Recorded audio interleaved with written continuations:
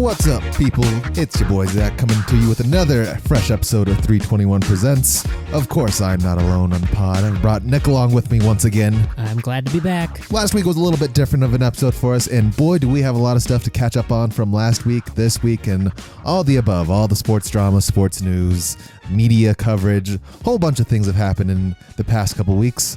Where would you like to begin our journey through this podcast? We'll start with my, I think, smallest topic for the week, which is new music. And I just happened to see that there was a new Foo Fighters album out. How do you feel about the Foo Fighters? I don't know much about the Foo Fighters. If you asked me, put a gun to my head, I could not name you a Foo Fighters song. I know it's Grohl's band. It is Dave Grohl. Could not name you one song of theirs that I probably know some. Don't you know would the title. definitely recognize them. Yeah, they do not have the most memorable title names. It's Dave Grohl's solo project for after his Nirvana career, and that I don't know if you know the lore. He wrote the first Foo Fighters album by himself, all the parts, and then just hired a band to tour it with him. He is the best singer, drummer, guitarist, bassist in the band. Just about, yeah. Has been going since 1999, I believe, and they are out with a new album. I believe the new one is called Your Favorite Toy, and unfortunately, I have to report this is probably the worst Foo Fighters album in the discography. This is more towards your audience of people for the alternative rocker type of person. Yeah, the folks who care about the Foo Fighters. I do have to say that this... So it's a 10 tracks coming in at 36 minutes. 10 tracks, roughly, a little over 3 minutes a track. It's basically 3 minutes and some change on each of the 10 tracks. But they're not very polished as far as so this is, and I'm curious about whether Dave Grohl's personal life has affected the quality of the output here. I think that may have a little something to do with this. Because, for those not in the know, Dave Grohl was most recently in the news for publicly declaring that he had fathered a child outside of wedlock with his current wife and their 3 children, and was asking for forgiveness. That was a whole big kerfuffle. And yeah, this new output is just not particularly... They're half-cooked ideas. It sounds a little bit more like someone doing a Dave Grohl impression than actual Dave Grohl at the helm. Yeah, probably not very inspired for the most part. So my biggest thing though to note about the previous controversy or newsworthy thing of Foo Fighters was back in 2001, or 2021, excuse me. Take us back another 20 years. 2021 when the drummer of the band, Taylor Hawkins, died while they were on tour, and that got a huge outpouring from the music community and whatnot. They did the next album following that event was actually really good, and that one was in 2023, because I had to go back after this one. I was has he just been falling off for the last 5 years and I haven't been paying attention? No, the last album, very good. The exact same quality of Dave Grohl musicianship that I expect. This one it seems phoned in. From what I understand of the Foo Fighters and Dave Grohl, he's very hit and miss kind of guy, at least from what I've been hearing on the outside of the alt community. He has some good there's some good Foo Fighters songs and some albums, but not everything is a banger for the most part. There's a famous video clip of him and Jack Black in the green room of a venue somewhere, and they're talking about how to write a song, and Dave Grohl is the key is all chorus.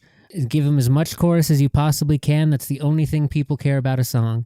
And it sounds like someone listened to that and then was oh, right, all I need is a chorus. And then that same person forgot what the chorus of a song is and thought, I can just write one line and play 2 chords over it. That's a chorus, right? It's not wrong.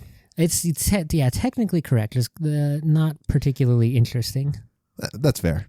Unfortunately, Foo Fighter fans, the Foos have not been vanquished on this one. The fighting remains, and it's mostly just a fight to get through. Yeah, it goes by really quick is the thing. At 36 minutes, That's a tiny little snack of an album, and you don't really want to stick around for a second serving. At least that was my experience with it. Yeah, I'm interested. I don't know much about the Foo Fighters. If you go to the Spotify page and like their most played, you will definitely recognize some classic bangers from the 90s, 2000s, and now.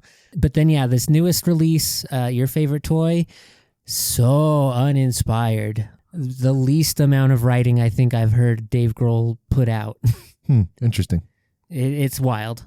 So yeah, a huge fall off, big swing and a miss. You hate to see it. Yeah, it's unfortunate. On top of music news for this week, of course, we have a Noah Khan. If you're into the bluegrass sort of vibes, just chill vibes, that may be up your alley. Apparently, that album's actually pretty good. Interesting. It was a big one this week, at least. I've seen it all over the social medias on people's stories and whatnot that they're listening to, picking their favorite tracks. There's a big old display in Target, so that means something. You don't just get a big display for nothing. And Kehlani, who is one of my favorite R&B artists, also released an album, which is also pretty good. Bringing a bunch of old people back onto her album. That's all I have for music notes. Very good. See what I did there. Let's keep on diving into this media here, landscape. Something we didn't get to do last week. Let's talk a little bit about the middle.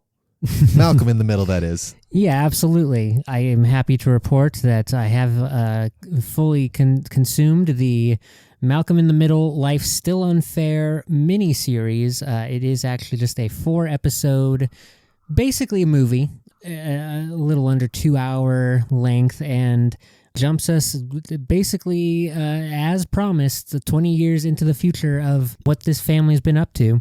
And we have discussed that you are not as familiar with the original run. I've been getting more and more clips just based off of the new thing coming out, like all of the once the Twitter new stuff is out, yeah, people start pulling back the goodies. Old stuff, yeah.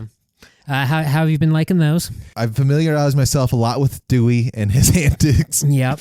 I haven't seen, honestly, for the show being called Malcolm in the Middle, I haven't seen very many Malcolm. So as we discussed a little bit before about how they had to do some creative stuff working around shooting with actual kids who only get like 3 hours of actual working time. Actual union labor kids, yes. So that was a challenge of the original one. To run people down, so you are familiar if you are like Zach and did not take it in its first time around. I did take in some of it. Don't remember. It's all. I did not maintain space on my hard drive for that. That's okay. So we have the mom and dad of the family, Hal and Lois.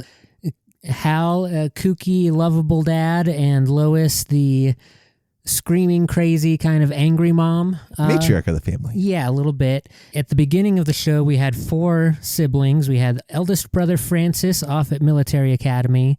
Then the next brother was Reese, Malcolm, and Dewey. We had 4, and Malcolm was the third of the 4. By the end of the show, the brothers have a whole thing. Francis is gainfully employed at a dude ranch. Reese they're all still in high school or middle school at the end of the series, but Reese has like learned a love for cooking and a lot of weird, unique talents. We have 2 new siblings added to the family in Jamie, who we see as a baby. We go through all of Jamie's pregnancy and then birth, and then for the last like season or so, he is like a little baby toddler running around. And then at the end of the series, Lois is pregnant once again with a 6th sibling that we never actually got to meet in the show. We finally meet them now in the new one. So yeah, everyone is back, recast in some instances. Obviously, we had a new actor for Dewey. Dewey's actual like real life actor basically did the Malcolm thing and then said, that was enough acting for me, thank you. Yeah, my man, they asked him if he wanted to come back, gave him plenty of opportunities. Even Bryan Cranston himself asked him if he was going to come back. And he said, oh, that's great. I'm happy for all you guys that you're coming back. He's like, nah, I'm good. And apparently he's studying like Shakespeare or something in a college somewhere. Very academic. I believe he's at Harvard or something. Just not interested in returning to the acting craft. The actor who played Reese, very similar, did not really do any other projects after Malcolm up until now. And then new actors for Jamie, who grows up to join the Navy. This is where we find him. Because you just were a toddler last time we saw you. Exactly. 20 years later, he's fully grown. There is Dewey is also a world-traveling musician who it was hinted at in a few like throwaway gags, and it's a funny thing that they bring in continuity-wise that he is actually very promiscuous and successful with the ladies, which is a fun little thing they throw in the background. But Dewey is basically relegated to Zoom calls. He's just kind of doing like a green screen in sort of thing. And then our newest sibling, who, let me see here, because they are new, I don't remember everyone's names yet. It is Kelly. Okay. And then Kelly, who was the baby that we never met, and is the youngest sibling in the family now, and is the only one still living at home with Hal and Lois. And the only daughter of the bunch. Actually, Where's Jamie? Kelly is non-binary. Fair enough. In their gender expression. So yeah, we are introduced back into Malcolm's life, where he is leading a very successful nonprofit charity that helps feed the homeless. And he has used that as his excuse to basically be in electronic communication only with his family for basically the entire time we've been away from the family, in which time he has also hidden the fact that he had a daughter from the entire family. And then the fun little twist in that is that the daughter, Leia, has the same kind of Deadpool-esque fourth wall turn to the camera and narrate to us, the audience, power that they play up really well. I think the huge key to the success on this one was that it is all the creator, writers, and the whole gang back. Linwood Boomer, great name. Don't know how I didn't know it before, is the sort of like mastermind behind the original, and he is back at the helm again with just some really good, smart writing. Malcolm tries to raise his daughter kind of the exact... he basically tells us into the game, he's like, I just do think of whatever my mom and dad would do and do the opposite. And of course, that turns into the sort of the critique of the millennial, like very soft parenting sort of thing. The big twist is that Hal and Lois are getting ready to celebrate their 50th wedding anniversary. That's the big to-do that everyone's trying to be like, Malcolm, you will be here. We do need you in person for this event. And meanwhile, Malcolm is trying to connect with his teenage daughter, has a girlfriend that he's trying to introduce to the daughter, and trying to get his own like little family unit going here. And then so that's like kind of the setup of episode 1. Because Kelly, the youngest sibling, is sort of now the chief mischief maker, and when she can't get a solid yes from Malcolm, their genius plan is to tell Hal and Lois that Malcolm said he's just not coming. And so they blow up and go track him down and kind of explode the whole thing in his face. And he immediately reverts to the Malcolm we saw back in the show with the yelling and the dysfunction and all that. Very good. Everyone slips right back into their old characters with great ease. There's a middle section where they really let Bryan Cranston do a lot of heavy lifting, where he goes on an acid trip and has like multiple scenes with multiple versions of himself. Sure, why not? I mean, he's Bryan Cranston. Let the man do what he does. Yeah, basically. So yeah, it's very entertaining. I won't go through the whole beats, but it does have let's say the thing it does very well is hammers home the message that the original show was also preaching along the way. The families are generally not... How did I have it written down? I took notes on it. I was thinking about it. Oh, look at you. Much more prepared than I. I try to. So Malcolm's whole thing is that he has the big brain, logical intelligence, and tries to use that as a way to... He's basically sees like the chaos of his family. He's like, they're way too emotional. They go crazy. If I can just be cool and logical about it, everything will go fine.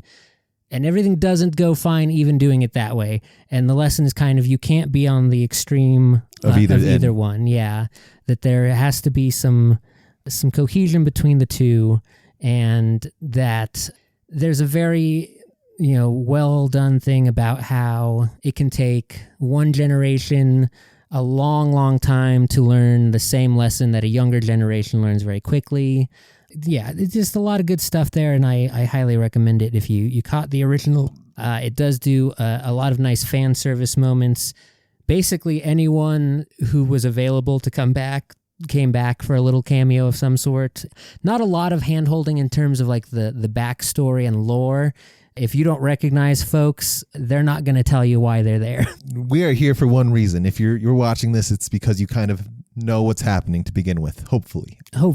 So yeah, I definitely think it was worthwhile. I would be interested if we mentioned this when we brought it up originally, that you might jump into the reboot first and then backpedal. Do a backpedal? Yeah. I think that could be interesting. See how you knowing how the very end of the story and then going back to the beginning. I'm doing a Tarantino movie over here, just chop it however I like, ending, beginning. And then jump into season 7 and come back to season 3 and yeah. Who is this baby? I spoiled that all for you. Do you think we're going to get more Malcolm, or is this sort of just a one-time get-together, or is it like a special occasion sort of thing? Is the door open for more? Did see an interview where Frankie Muniz did sort of say this is all they had planned. This was the goal, was to do this as sort of a movie chunk, get everyone together for that, and that was really all they had planned. Based on the fact that it's been out now for a little over a week and it isn't the same sort of cultural force as K-pop Demon Hunters, I don't think that there's quite enough groundswell to warrant them bringing everyone back for more. But it was a very fun little jump back into the world. It's good to hear. As we know, we talked about Scrubs last time. I think we're going to have a lot of Scrubs to go. That seems like they've set that up to be a little bit more long lasting. Yeah, that's for sure. Another thing that I have fallen into / sort of picked up this week that I'm a little behind on, that we're probably both a little bit behind on, is a show called Paradise. I don't know if you've ever heard of it. It is a Hulu original show, technically. It is. I'm watching on Disney Plus because I know Hulu is going to die here sooner or later and just get rolled into Disney Plus. But the premise is it's this basically post-apocalyptic world where they dug out into a mountain of Colorado and there's a civilization living inside the mountain. Okay. Is this why I've been seeing Sterling K. Brown on the media circuit recently? He's been doing a bunch. Yeah. They just did season 2 not too long ago, so he's been doing his sort of media circuit. But it is very worthwhile if you're into like that thriller sort of mystery sort of vibe. Definitely pick this up. Do not watch it before you go to bed. You will have anxiety all the way through. Not worth it. But if in the middle of the day sort of thing, it's definitely worth a binge. Every episode, you kind of want to see the next one. Most of them are 40 minutes long, 45-ish. The longer ones are like an hour and a half for like the beginning and end. But very, very good. Highly recommend. Interesting. I mean, this looks like a heck of a cast. We love when Colorado gets featured. Featured in a special way. I mean, there are lots of properties that come to the logical conclusion that Denver or like the Colorado region is a pretty good place to be posted up in a sort of apocalyptic scenario. This one is like the worst case scenario. There's like oceans are swelling and places are getting flooded and there's nuclear stuff, and logically, the mountain seems to be like the safest. Altitude is a huge advantage. The mountains are a very good defensive position to take. It's all very good. Yeah. Well, fantastic. Yeah, that we'll have to add that one onto the list here. Like I said, very worthwhile. You will not want to, after you watch one episode, you will not want to stop until you finish through. And I'm a little scared to start season 2 because I know season 3 is not waiting for me yet. It's always tough with these new series. I'm glad this one has already gotten a second season under its belt, but it's hard to tell with streaming shows if they're going to stick around. There are like this one for the most part has been very well critically acclaimed. It's probably one of the best Hulu originals, if not the best Hulu original there has ever been, because I can't think of. I don't know very what many else counts as a Hulu original. Yeah, very many that top it for the most part. This one is like highly recommended on Rotten Tomatoes. I think it's won some awards for sure. I mean, everyone talks about it when the seasons drop. I'm a little behind because Lord forbid me ever have to take this in episode by episode or in the batches that they do give me. Couldn't do that. Oh, Shogun is probably up there for Hulu original. Shogun's FX though, technically. It's in the list of Hulu original program. Maybe they were like producer on it or something. Possibly. Supposed to be good. And then the Alien Earth series yeah, is that also one is pretty well. That one's also supposed to be very, very good. But that one I thought was also an FX. Oh, and Only Murders. I think Only Murders in the Building is that one is for sure. Yeah. So that's and The Bear. Bears also I thought was an FX, but yeah. I think there's some overlap. There's some overlap between the two. Yeah. They keep hooking each other One up. of those companies owns the other now, so they can claim them. Yeah, I mean Disney owns All them of all. it. Yeah. So it's actually they're all Disney princesses. In a way, yeah, you're not wrong. Speaking of Disney princesses, little note on upcoming stuff that you've probably started to see the advertising for already. The Mandalorian and Grogu movie coming out next month. Any thoughts on that? Are you even caught up with the Boba Fett or the Mando no TV series to know how they even got to the point that they are? I remember Grogu getting picked up by a young old white man called Luke Skywalker. But then you have to go watch Ahsoka to see what happens there, and then come back to Mandalorian, and also go watch all of Boba Fett to understand the little crossover episode they do. Yeah, I mean, I've been kind of working my way through the Clone Wars again, so we're working my way back up to that. Very good. I will say that I think it's season 3 or 4 of Mando that sets us up for how they get them back together, essentially. Spoilers. Is a very fun adventure. It definitely does, like, the series are kind of geared towards the nerds who are like, I do want to learn more about Mandalorian culture. It's a deeper dive into the Star Wars universe. Like, you need to know a little bit about what's going on, but also have a love for it. And we can get into it more. I am curious to see the quality of the movie itself, but I will say I am a little excited by the sort of pulpy Buck Rogers type of advertising that they're doing for this one to make it feel a little campy and like cereal of the week type of thing, that you shouldn't worry about going in knowing like their cool backstory or whatever. It's just it's a Boba Fett and a little baby Yoda. Have fun on the adventure. Yeah, I mean, for the most part, they do a really good job as like their little like offshoots stories. Like Rogue One is probably one of the best. For some people, it is the best Star Wars movie it's real good, of all time. And it took them how long before we got Andor to learn sort of the backstory? Real good too. To learn the backstories of the one character who doesn't make it. Yeah. Hey, spoilers. I don't know if that is a spoiler. That is a spoiler. Yeah, that's the upcoming stuff. Do we want to go down the list of trailers we've gotten recently? Yeah, I don't know. I haven't been paying attention to all the trailers. I know we just got Super Mario Bros. Just hit the theaters. Project Hail Mary's been making people cry in theaters and is doing very well. Something else just got released earlier this week. I can't remember what it is, though. But I know we got Clayface. Yeah, Clayface from the superhero world with the our first truly like horror-based superhero film, it looks like. It's an interesting, like, no one has done this before. I mean, for a number of reasons, but I don't know. It's a very dark and gritty take, which some people are down with. I mean, it is a way to separate yourself, and I think I'm interested to see how Gunn does because the DCU just feels so different than what Marvel is. Marvel has like a very like cookie cutter template, it feels like, almost, where the DCU, we have like the animation stuff, we have this horror movie coming out, you have your regular sort of superhero things. Yeah, I think that has to be the strategy, that because I agree, Marvel has a little bit more of a streamlined, you kind of know what to expect in the template formula going on that most of their properties fit into. So Gunn has gone over to DC and he's like, we're going to let everyone lean hard into whatever genre they are. Superman is going to be action adventure. It's going to be very action, very adventure, very fun. If you're going to go do Clayface as a horror story, make it scary as hell.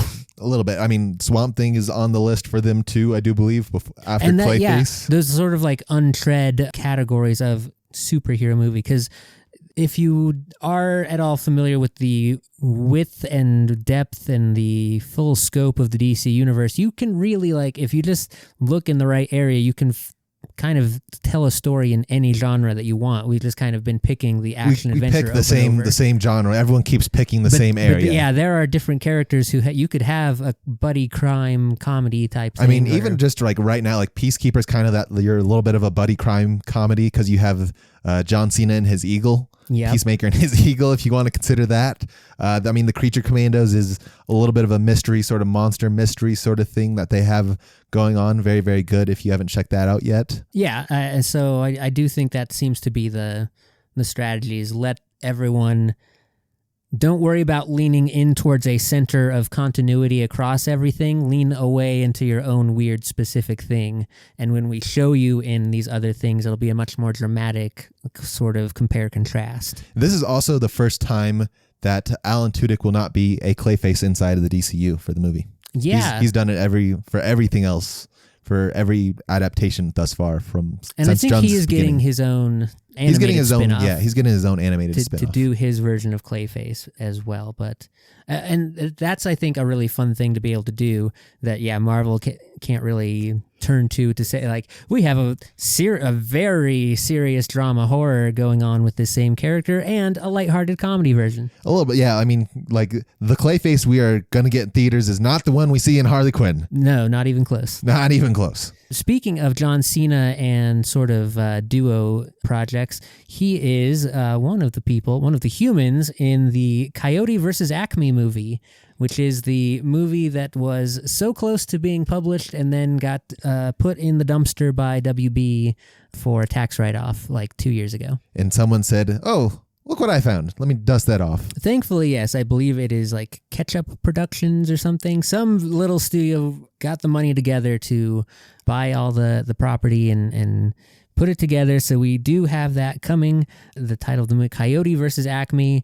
Will Forte, as a sort of Better Call Saul low-budget lawyer, offers to represent Wile E. Coyote against the Acme Corporation, who has the powerhouse lawyer of John Cena.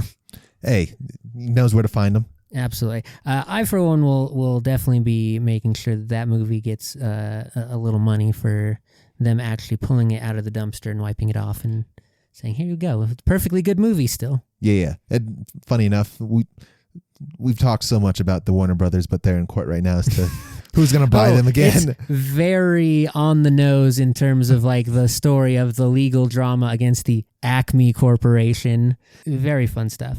And then the other one that came out early this week, I think. Did you catch the Street Fighter trailer yet? There's a brandy new one that's a little... I don't love everyone in the cast is my only problem. And if I'm going to choose between the two, I much prefer Mortal Kombat over Street Fighter. Mortal Kombat is definitely going for more... between the two, based on the trailer, Street Fighter is going full camp. They brought as close to video game accurate costuming, hairdos. They're even doing the side angle camera during the fights. The human beings get the fireball powers. It looks to be a very high octane summer blockbuster type of thing. Like I said, don't love the cast. I don't know much about Street Fighter. I do know that there's like a story in Mortal Kombat. Then maybe there's a story in Street Fighter. Oh, there definitely is. Almost more so, I would dare say, than in Mortal Kombat. Really? Yeah, because there have been tons of Street Fighter 1 through 4, obviously, and then all the very many versus other franchises type things. But yeah, there is a full lore. There has even been an attempt at a movie, I believe. There's an older movie in the 80s for sure that people like to reference. But yeah, no, this one definitely is kind of turning the dial to 11 and going hard on the... It's a Street Fighter movie. It's interesting because we've had many attempts at video game type of movies, and they have not landed up until we had sort of a Detective Pikachu, I would say, Pikachu led to Sonic. Pretty. I was gonna say the Page Master back in the 90s, but technically the video games came after the movie. Yeah, and were not as good. Yeah, no, game into movie routes.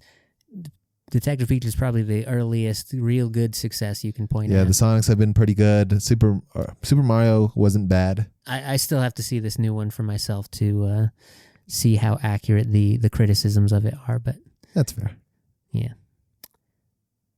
Yeah, I think that was all I had on my trailers list. Awesome. This all got me thinking. I also, I don't know if there's a show that you haven't watched yet that I think you might enjoy quite a lot is The Studio. I don't know if you've started that on Apple TV yet or have dipped your toe in it. I have not. It's with Seth Rogen where he runs a movie theater. That is one I've also seen a few clips from. That is a fun premise, and I have heard a lot of good stuff about that. Yep. It's the last time we see Catherine O'Hare as well. Yeah. But I think it's worth your while to sit down. I think it's very up your alley. I definitely did see that one. I was like, that is a good premise for a TV show. So very interested in that one. Add it to the list. Add it to the list. What is it? The TBR, to be read, the to be watched, TBD. Sure. To TBWB. Yeah, there we go. Too many B's. And I don't know if you saw the update that the shareholders of the WB company have approved the merger. That does not mean anything in the legal proceedings of things. Everyone's trying to block it. I forget who. Someone, Noah Wiley, who does The Pit and ER and a bunch of. There's been a bunch of actors and whatnot that have said, "Hold on a minute." Yes, there is what is called an open letter from currently over 4,369 members of the Hollywood professional organizations in various forms have signed on to this letter. I don't know if that's a lot or a little.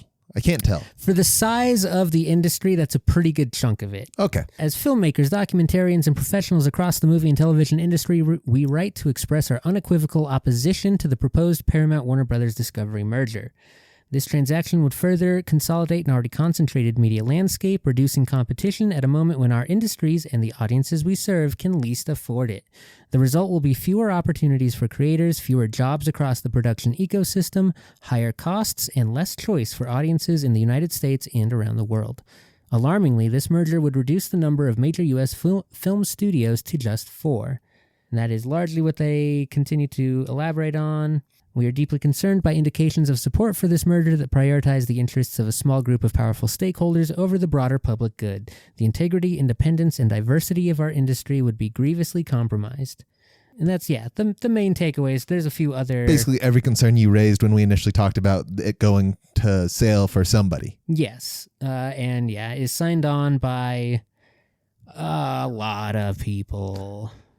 Including, just seeing who I recognize down the list here, Ben Stiller, Bryan Cranston, who else here? Those are, between the... Don Cheadle, David Tennant, Elliot Page, Jane Fonda, J.J. Abrams. Basically every big director and actor that you would possibly... Mostly the directors who you really don't want to upset. Kevin Bacon, Kristen Stewart, Lin-Manuel Miranda, Mark Ruffalo, Marissa Tomei, Noah Weil, Robert De Niro, Rosario Dawson, Sofia Coppola. Most people aren't very... If you know her name, you're not a big fan. Taika Waititi, Trey Parker, and Yvette Nicole Brown. All the way at the bottom. Like you said, it's a very long and that's just kind of powerful list. I recognize. Oh, they have a scroll up top. That would have been a lot easier. Edward Norton. Jeez, it just continues on and on. Emma Thompson, Florence Pugh. I'm curious. I don't know if it's going to stop anything. That's in this particular day and age, it feels less and less like professionals of an industry gathering together to say, based on our expert opinion, this will be bad for our industry. Yeah, I don't think it will do much, but here's hoping. Hey, this is bad for everybody. It's like, There are fortunately also a few senators and whatnot who are also opposed to this. And then there is also they have to go through European approval as well to be able to operate internationally. Yeah, good luck there. That's a much tougher landscape. That's the one that's probably going to give them their biggest hurdle. But yeah, I think that's the biggest. The other little note on that, while they did approve the merger of the companies, the WB shareholders overwhelmingly voted against the proposed pay package for David Sosloff, who would get his golden parachute deal in this. They proposed something in the neighborhood of $890 million. So of that like 11 billion that they want to buy the company for, they're going to give basically 1 billion of those to the guy whose main job was messing up all the apps and deleting all of our cartoons. Big yikes. I mean, what would you pay to get rid of this guy and have everything back? A lot less than that. Hey, fair enough. That's, I believe, all the media news I had gathered this week. Sounds good. Let's go down a much depressing territory for me, or dramatic territory, depending on how you define it. But let's start off on a much happier, lighter note. How about them Rockies? Now, you didn't think I was going to go there, did you? I did not expect that one. We were wrong again. I hate these guys so much. They are really getting tricksy on us here. Not only did they pull 2 out of the 4 from the Dodgers, they were able to steal 1 game from the Padres, meaning they went 3-4 this past week. I hate these guys so much. Hey, I mean, I was out of it after the weekend. Before the last week's episode even got on the air, I was already wrong.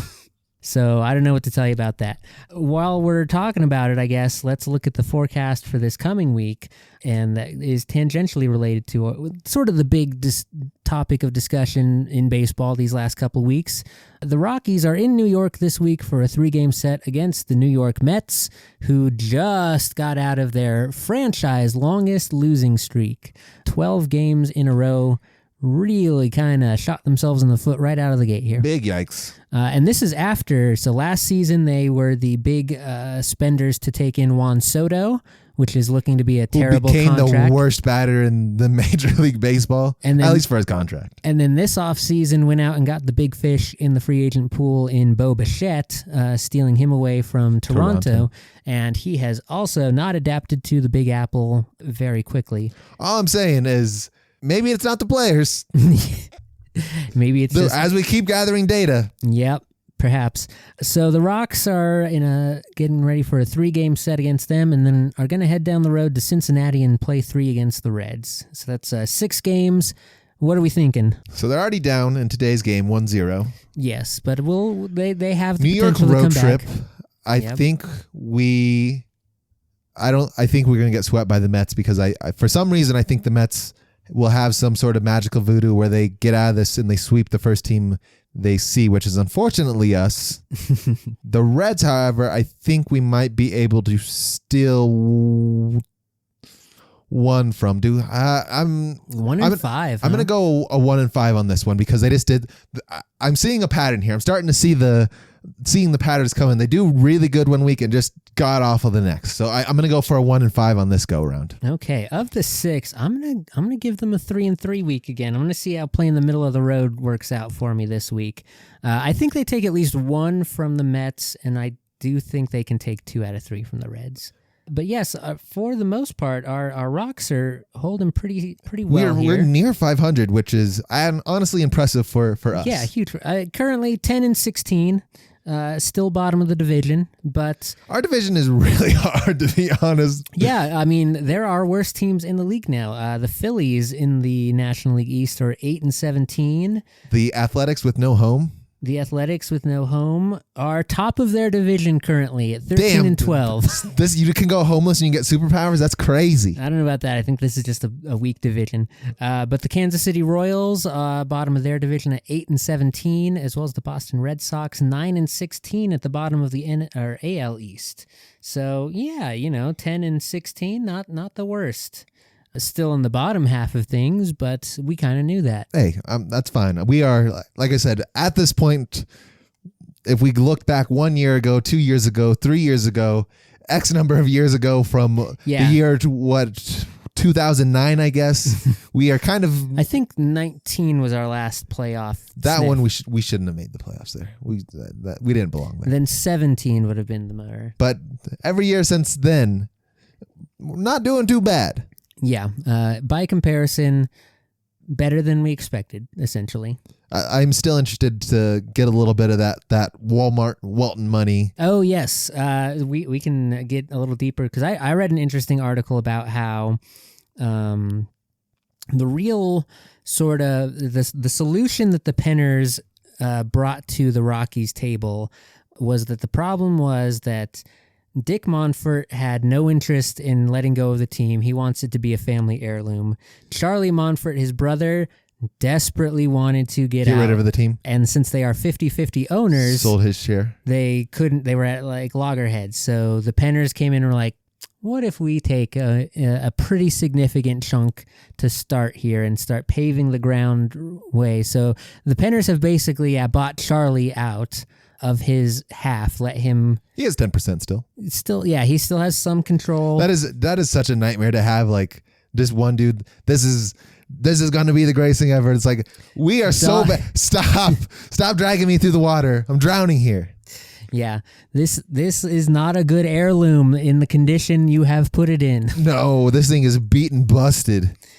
So yeah, that was the sort of reporting I had seen on why in particular the Penners were such a good fit for the move in here. It could be an heirloom, just not for not for the Monforts. Yeah, essentially. But the fact that the Penners were willing to say like, hey, we will put in a bunch of money and still let Walker Monfort be the president or whatever was pretty much all that Dick needed to hear, essentially. He's like, all right, I approve. Yeah, as long as you let my boy keep playing pretend that he's in charge here. And that's unfair to Walker, but that's what he gets for being the Nepo baby.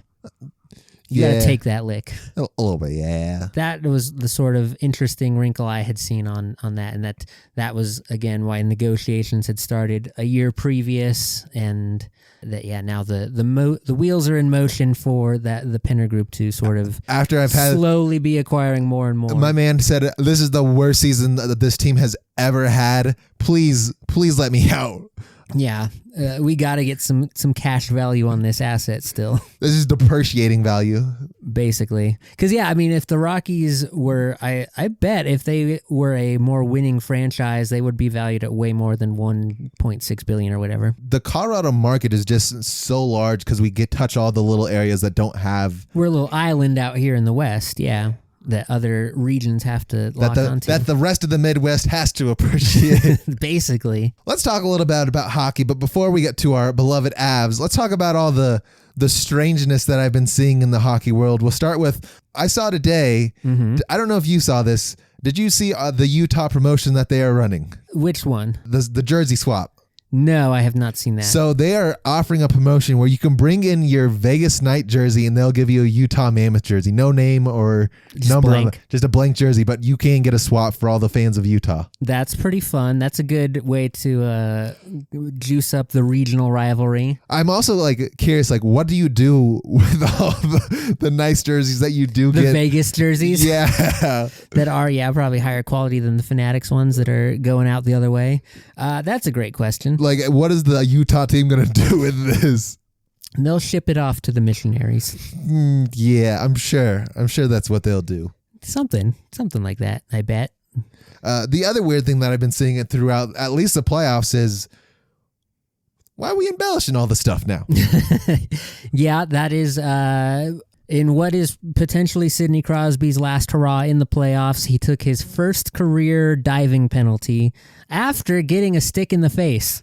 He did get hit in the face. He did just try. He stayed on the ground a little too long. It's crazy that it's and the hockey was yeah, that was a foul, but also you're babying it a little bit. You go too. Yeah. If that doesn't tell you about hockey mindset, that you do have to try and take your lumps with some dignity.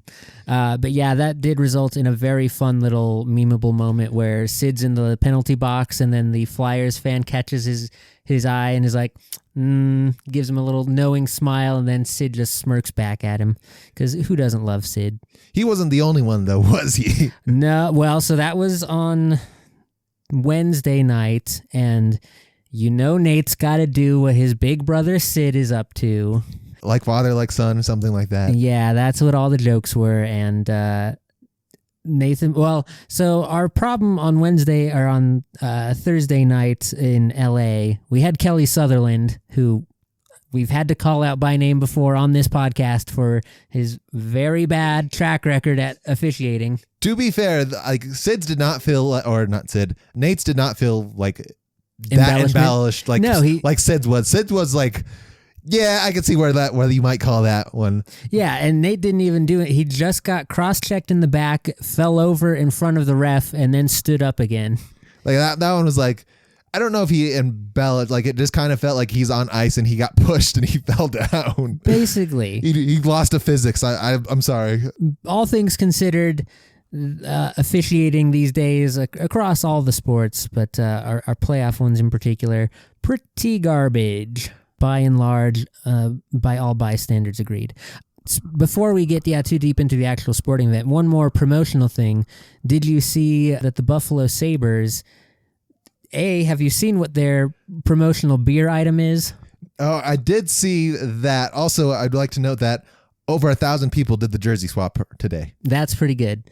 So the Buffalo beer item of choice throughout the entire season has been the Beer Saber, which is about a 3-foot-long tube. This was not very well thought out or considered. Not particularly. They just kind of went with, it looks like the thing that we are called, a saber, a long, thin sword. And so they made a long, thin tube and filled it with beer and gave it to you, and you sipped out of it for quite a while until it all dumped on your face because of liquid physics and air flow and whatnot. But these were so popular that they sold out of all the ones they had made for the season before the playoffs started. And so the pivot that they had to do, they're like, people are expecting to come here and be able to buy a $45 novelty item that looks like a saber. So they made a pretzel. Yeah, like didn't think this one. Didn't think it through too well. The pretzel saber, while it is very impressive in its length and girth, I don't know if we can say that. Well, if I'm gonna admit, probably this will be one of the cover art items, and you will be able to see for yourself the nature of this pretzel saber and why it's drawing a lot of giggles from basically everyone. That's fair. They used poppy seeds on the handle. There was no good like. At least sesame seeds would have been white. I mean, salt would have done the same thing, but that's not going to help the situation at all. But the poppy seeds just add to a textural issue at the base area. I mean, salt and sesame is going to do the same thing. It's going to make it look like an old one. That's not better. Yeah. Okay, now we can talk about hockey. Yeah, first, before we go there, my favorite thing that I've seen, of course, is from Biz, how he called the Flyers scumbags in the nicest way. I missed that one. He had I think he called the Philadelphia Flyers scumbags one day and then had to come back the next day and said, no offense, but I meant that in the nicest way. Sure.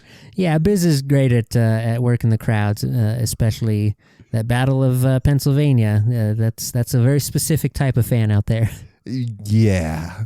Anyway, take us on the uphill. Tell us what the Mavs are doing and what the rest of playoff hockey looks like. Absolutely. So I am happy to report that as of recording today, the Avs have won all 3 of the games in round 1 thus far, taking both games at home and the first road game. By the time you are listening to this, potentially the Avs could have swept the Kings. They will be playing Sunday afternoon or Sunday evening to determine whether or not we need a Game 5 and come back to Ball Arena. But so far, so good.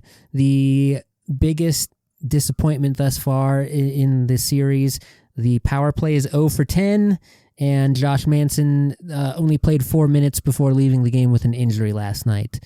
And if we had to pick a position group to take injuries in, forward would have been a lot nicer. We've got a lot of competition and depth for forward spots. Defensemen, we're going to be filling Josh Manson with Nick Blankenberg, which is better than the option we had to fill in that spot with before, but still not really a good one-to-one replacement. No, we're a little light in the defensive category, and unfortunately, it feels like it's always Josh Manson a little bit. A little bit. When he's healthy, though, he's just so darn effective.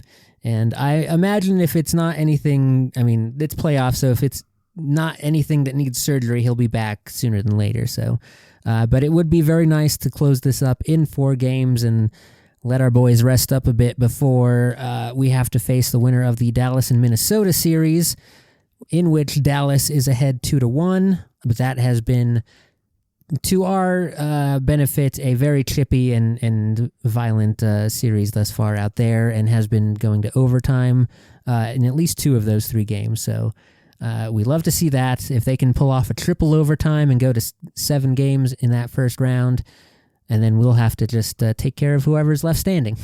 We like that. Absolutely. The other Western Conference game or matchups have only played 2 games thus far and have split 1-1. That's the Vegas Golden Knights up against those Utah Mammoth. And the Edmonton Oilers against the Ducks are also in a 1-1 tie. Out in the East, it's a little bit more lopsided. 2 of those matches are already in a 3-0. That's Carolina versus Ottawa, which is essentially your 1 versus 8.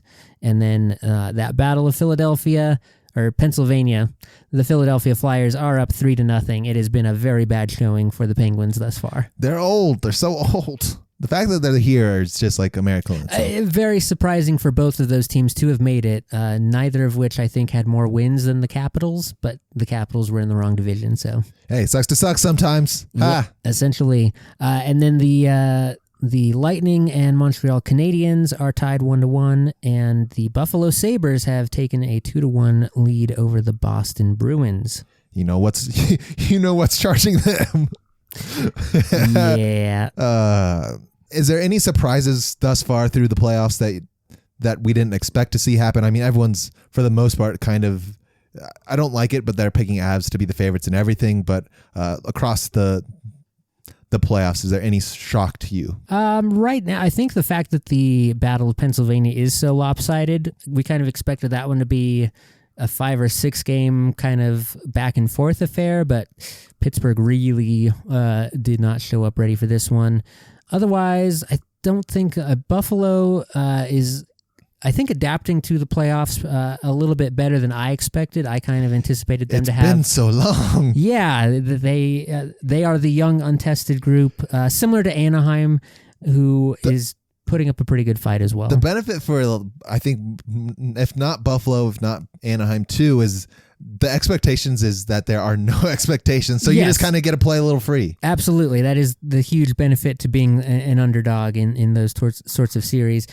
Hard to call Buffalo the underdog considering they were the first team in the East, but just because it has been so long for their franchise, it's unfamiliar territory for all of them. For me, at least in a lot of sports, is you need to at least find a way to get deep into a playoff or to win a championship to know how to win a championship or how to get that deep in the playoff. It's very rare to get lucky for that long. Yeah. To just mistake your way into the Stanley Cup for sure. But they do have a little bit of Stanley Cup experience on that roster with our old pal Bo Byram. Hey. And every little bit counts. It's wild to think he's actually like a 6th-year guy and he can say he raised the cup already. So he went to a good that's home. Not nothing, yeah. He's like, all right, this is what we're going to do here, my guys. And then the other funny little note in that series is on the other side of it in Boston is Casey Middlestat, who used to be on Buffalo, was traded for Bo Byram, and now is in Boston. He said, I was going to win. And they were also not expected to make the playoffs this year. So very fun. Unfortunate that only one of those two can come out of that series. Got to be hockey in the Northeast to make it interesting. Absolutely. Otherwise, not a whole lot of surprises other than maybe the fact that Connor McDavid is pointless at this point after the first 2 games. I just have bad vibes over there for Edmonton. Like, even if they make it far, I just feels like this is kind of like the last ride for everyone except for his partner. I forget what's Draisaitl is locked in already for another like 7 or 8. Although that's not to say he can't be moved, but he did sign the contract. He's at least gonna be there for a little bit for sure. Yeah. So that's how those races are looking up, and we probably will not be out of round 1 until recording time next week. Yeah. Sharing the arenas with our teams. The Denver Nuggets have not had as fun of a playoff series. We are sitting down 2-1 to Minnesota right now. Someone wasn't afraid of the Timberwolves. I'm not afraid of the Timberwolves, but it's really hard when you play such bad basketball for not like the one win we have was even just a bad game. We have not played a good game yet. Our second home game was not particularly good. They kind of forgot how to shoot. They blew the 20-point or 19-point lead that we had and completely forgot how to shoot, and we did not find it in Minnesota. It was god awful. We were shooting at one point in the game yesterday that I had to just turn off. we were at like an 11% field goal percentage, was not very good. Yeah, a pretty bad showing out on the road.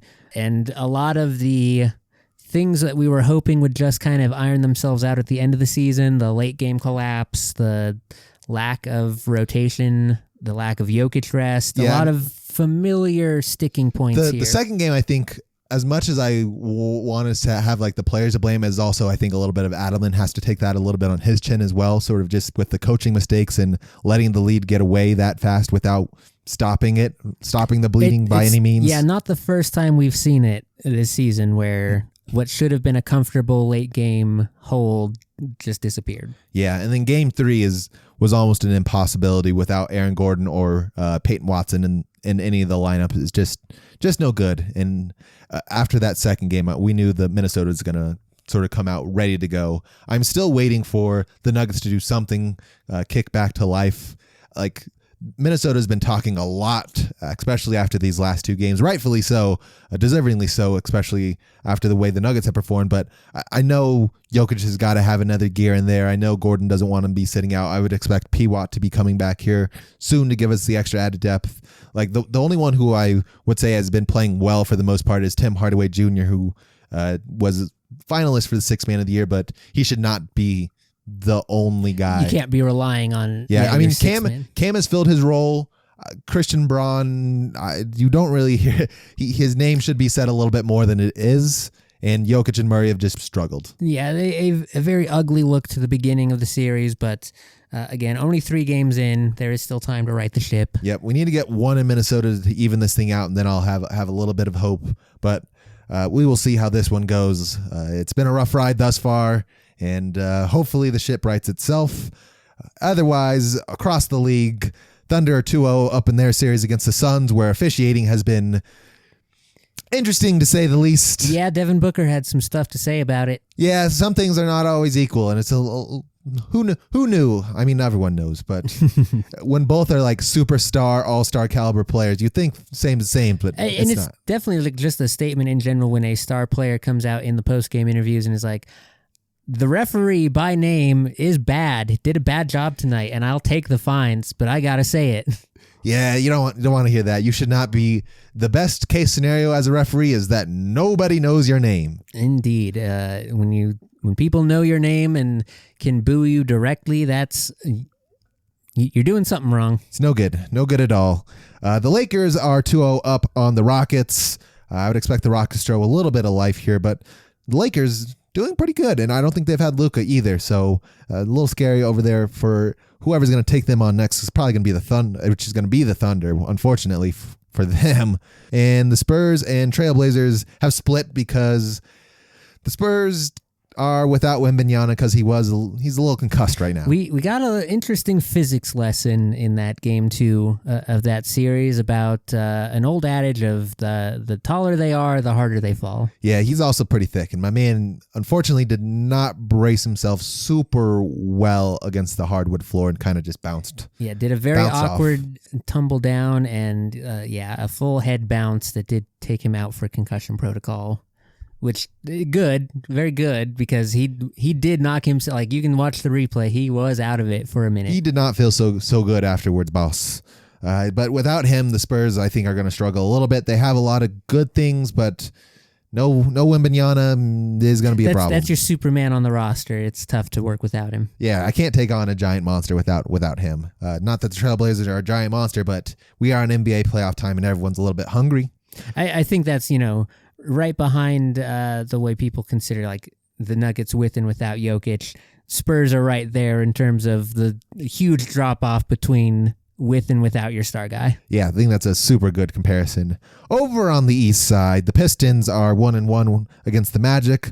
Like we kind of talked about, the East is a little bit of the wild, wild West. Wouldn't be surprised if any of these teams sort of took it all the way. We know the Magic have a little magic, if I were to say so myself, especially from what we saw last year. They're young and very capable as long as they have their star player, and again, Banchero, and their role players. Yeah, and like we said, a team with low expectations can play a little bit more free. Yeah, the Pistons have been number 1 in the East for damn near the whole season, it feels like, but they did lose Cade to the punctured lung, and I don't think he's back quite yet, and missing him is a huge hit on the team.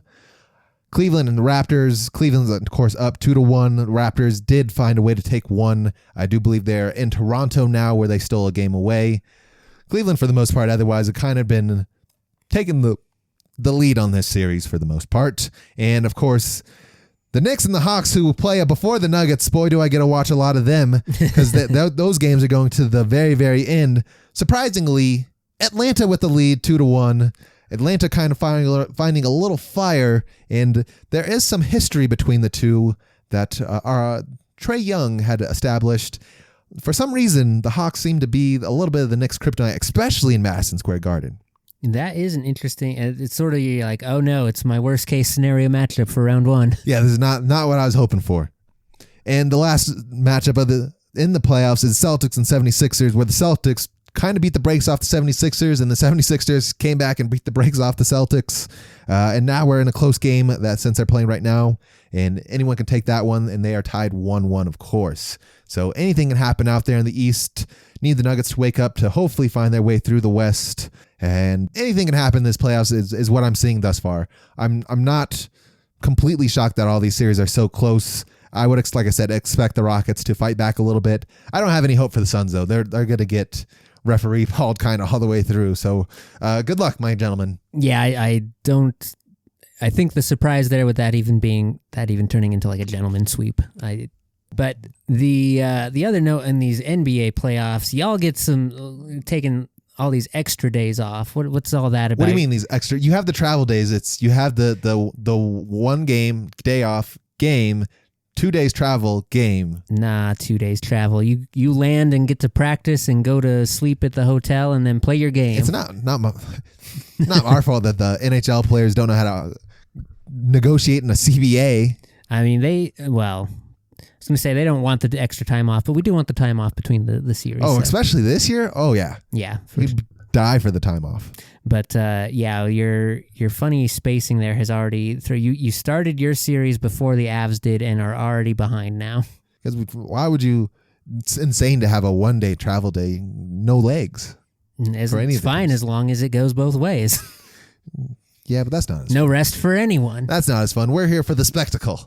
We're here for the gauntlet. I mean, because ain't no one watching hockey but the people who want to watch the gladiators. Basically. Also, while we're here, the hell's up with the Avs fans breaking the glass? What are we doing over here? What's wrong with our glass?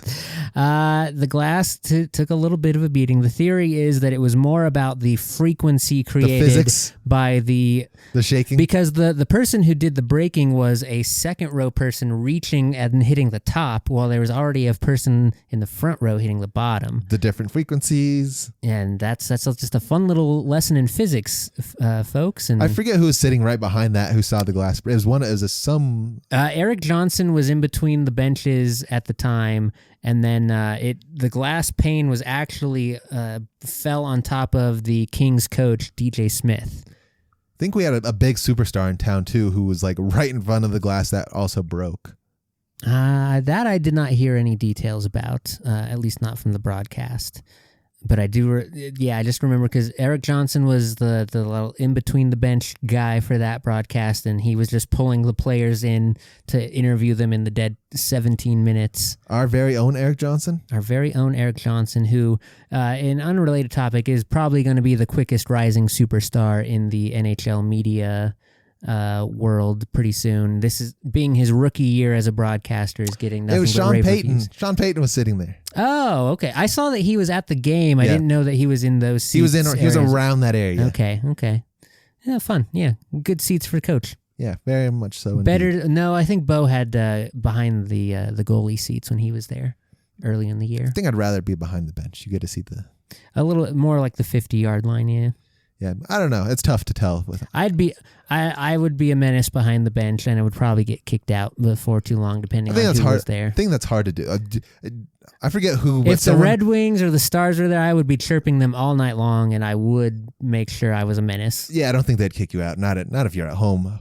I also saw the Avs set up a bunch of. I don't know if the fan did it or the Avs did it, where they set up a bunch of posters around the stadium. That was a fan-led initiative to have a bunch of signage for Adrian Kempe, who engraved ingratiated himself as enemy number one after the first game, where he was throwing some elbows at our captain, and I think threw an elbow at LOC that went uncalled. That is, yeah. Yeah, so, he got about 20 different individualized call-out posters that they did set up around the rink for warm-ups.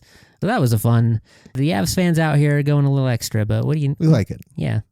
Any other news you want to talk before we close this thing out? I think that was everything that we need to cover this week. There's a little bit of rumblings in the video game world, but nothing too high stakes or notable. It'd be kind of deep cuts. Pocopia and Tamagotchi life are very much... Everyone's taken over.